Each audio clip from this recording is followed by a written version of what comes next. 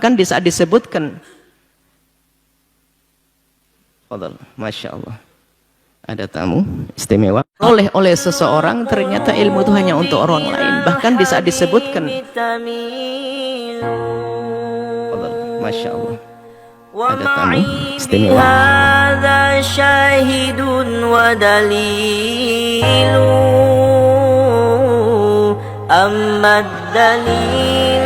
إذا ذكرت محمدا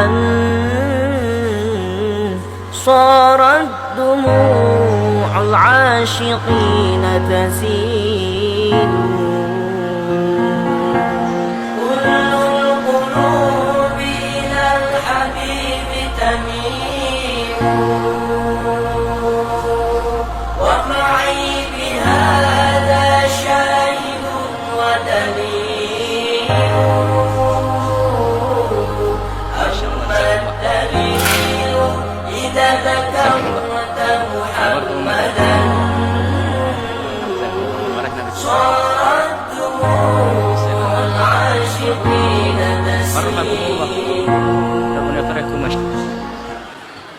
Masya Allah, jazakumullah. Jazakumullah. Nawartumul makan, akramakumullah. Allah, jazakumullah. Farahna bikum. Takum sehat afiyah. Yafrahun. Farhakumullah. Rabbuna yafrahkum, Masya Allah. Untuk para jamaah, kami persilakan untuk duduk kembali. Baik, saat inilah kita akan dengar dari beliau, dan waktunya sebebas-bebas sampai sore. Fadhal, silakan.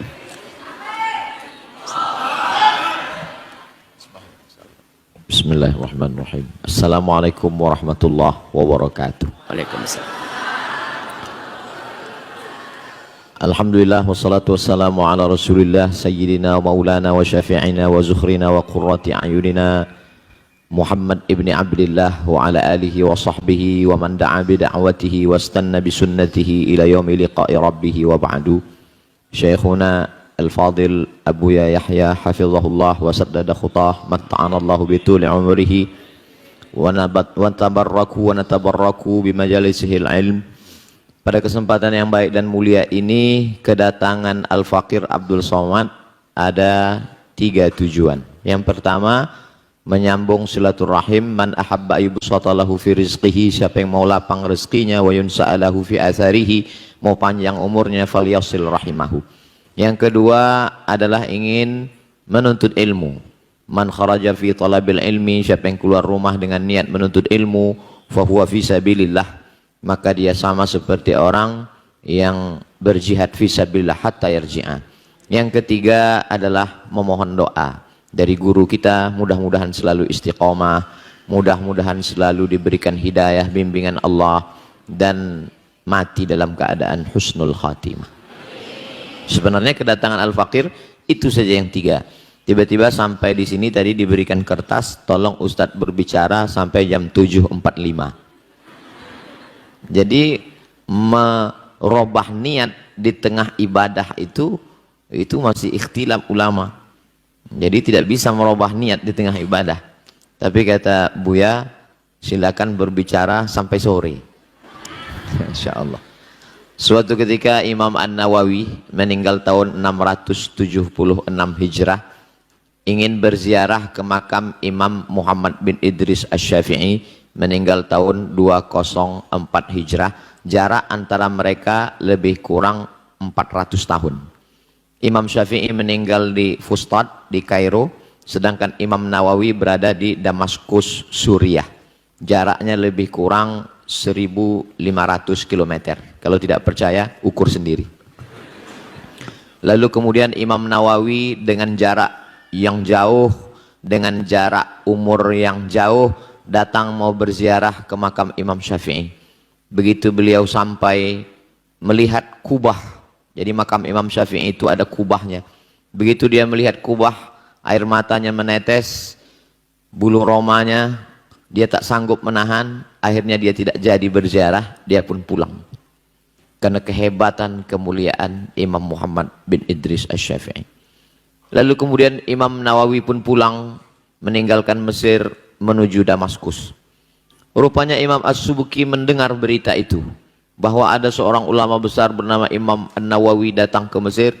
Imam As-Subki pun datang ke Kairo, Fustat, mencari Imam Nawawi. Rupanya Imam Nawawi juga sudah meninggalkan Mesir. Dia menyusul sampai ke Damaskus. Sampai di Damaskus, ternyata Imam Nawawi tidak berada di Damaskus. Dia sudah pulang ke kampung halamannya di Nawa. Lalu kemudian Imam As-Subki datang lagi, dan mereka mengatakan Imam Nawawi sudah menghadap Allah, meninggal dunia. Begitulah para ulama saling ingin bertemu, saling ingin berjumpa. Ulama yang karena Allah subhanahu wa ta'ala. Tak ada hasad dalam dirinya, tidak ada di dalam hatinya untuk kibr, angkuh dan sombong, dan tidak ada ihtiqar, mengecilkan orang lain. Al-Faqir Abdul Somad hari ini dimuliakan luar biasa, berada di majelis ilmu Buya Yahya hafizahullah, dan diberikan kesempatan untuk berbicara. Mudah-mudahan pertemuan kita ini pertemuan yang diridhai Allah subhanahu wa ta'ala. Bertemu di majelis ilmu, majelisnya Rasulullah sallallahu alaihi wasallam, disatukan pula di dalam surga Jannatul Firdaus insyaallah. Ma'an nabiyyin, bersama para nabi, wasiddiqin, bersama orang-orang yang benar, wasyuhada, bersama orang yang mati syahid, wassalihin, bersama orang-orang yang saleh. Imam An-Nawawi rahimahullah ditulis oleh Syekh Abdul Fattah Abu Ghuddah dalam kitab Al-Ulama Al-Uzzab Alladzina Atharul Ilma Ala Zawaj. Ulama-ulama yang tidak menikah karena lebih mementingkan ilmu daripada menikah. Di antaranya adalah Imam An-Nawawi. Tidak menikah sampai menghadap Allah subhanahu wa ta'ala. Tapi ini jangan dijadikan inspirasi oleh para jombloan sejati, karena berbeda kadar keilmuan dan latar belakang.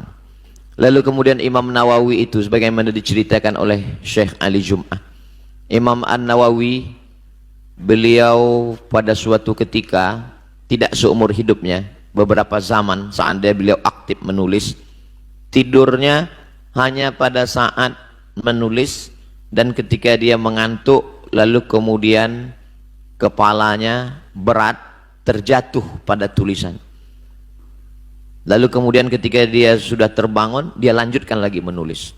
Itulah mengapa ketika dihitung, ternyata lembaran-lembaran kitab yang dia tulis itu kalau dihitung lebih banyak daripada usia hidupnya, karena memang hidupnya adalah untuk ilmu.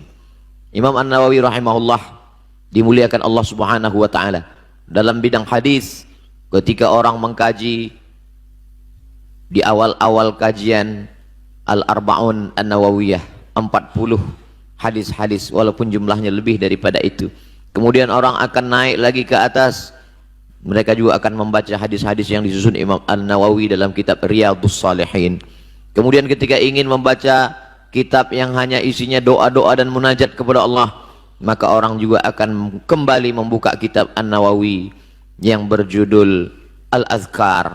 Kemudian ketika orang membaca kitab Sahih Muslim yang ditulis oleh murid dari Imam Asy-Syafi'i bernama Imam Muslim Ibnul Hajjaj Al-Qushairi An-Naisaburi, meninggal tahun 261 Hijrah, maka banyak orang tidak mengerti makna kitab Sahih Muslim. Hadisnya sahih tapi pemahamannya sakim, hadisnya sahih tapi pemahamannya dhaif. Maka kita mesti juga membaca kitab Imam An-Nawawi.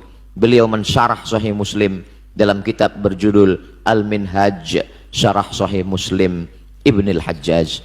Begitu ketika orang membaca kitab-kitab mazhab Syafi'i, Imam Asy-Syirazi, lalu kemudian mereka tidak paham isinya, maka mesti membaca kitab Al-Majmu' Syarah Muhadzab.